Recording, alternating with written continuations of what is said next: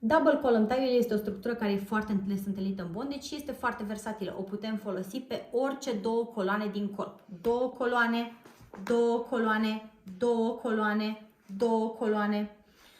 Începe la fel ca un single column tie. Trecem bite-ul o dată, de două ori în jurul celor două coloane pe care încercăm să le legăm. Ne va trebui un bite mai lung aici, da?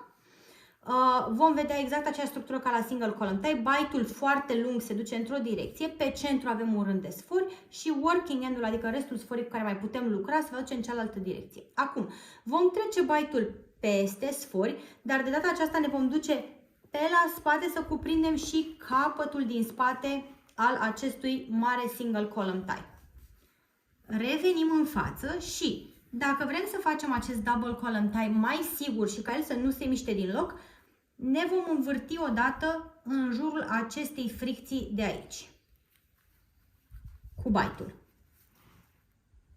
Și acum vom face un nod și pentru a face legătura și mai sigură, deasupra putem să mai facem un al doilea nod. Acesta este un double column tie.